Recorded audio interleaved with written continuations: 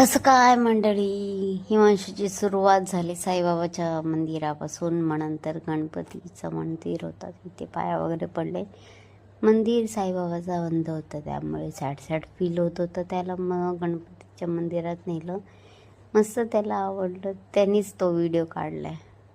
आणि इथे मी आयुर्वेदिकचं सामान काहीतरी घेतलंय तोंडाला केसांना लावायला. आणि ते मेडिकलमध्ये काहीतरी स्पेशल घेत होती, ते नंतरच्या व्हिडिओमध्ये. आणि ही आहे दीपू. खूप म्हणजे सॅड फील झालेला, म्हणजे लहानपणाची मैत्रीण आहे. Friends with family, family with friend असं बोलू शकता. आता चालले मी अजयच्या दुकानात, अजय भाईच्या दुकानात, सॉरी. हे आयरे गावात राहतात, म्हणजे त्यांचं शॉप आहे. त्यांनी चाय ऑफर केलेली, टंग ट्विस्ट होते त्यासाठी सॉरी.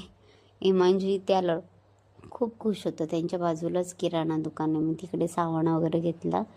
आणि ते अजय भाईनी हिमांशूचं जरा हेअरस्टाईल चेंज केली, कारण की दुसऱ्या सलूनवाल्यांनी एकदम बेकार केलं तर त्याची केस, मग वाढत नाही. यांच्या हाताने ना वाढ आहे, म्हणून इथेच यायला मला वाटतं की इथेच यांनीच कापावं.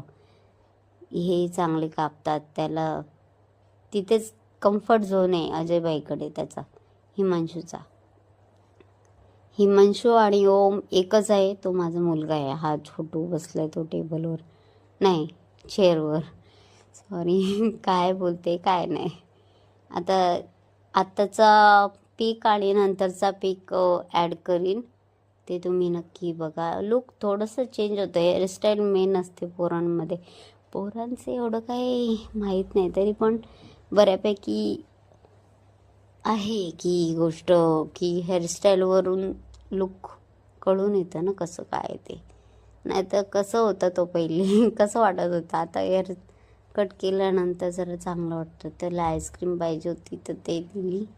म्हणून तर चाललो आहे घरी आल्यावर जाम कंटाळा आलता, पाय दुखतात, पाय सुजलेत माझे माहिती आहे. मग पुलाव बनवला, चिकन पुलाव, कारण की खिचडी भात खायला मागत नाही कोण. आणि काय बनवलं तर या गोष्टीला पण, माझ्या जेवणाला पण नावं ठेवलीत की मला नको. खाल्ल्यानंतर हां चांगलं झालं आहे, जेवणाला का नावं ठेवतात तेच नाही समजत. आणि पुलाव काय बिर्याणी सगळ्यांची रेसिपी मी शेअर करीन, थोडंसं वेळ द्या. सगळं पाणी झाल्यानंतर बिर्याणी मसाला वरून टाकला.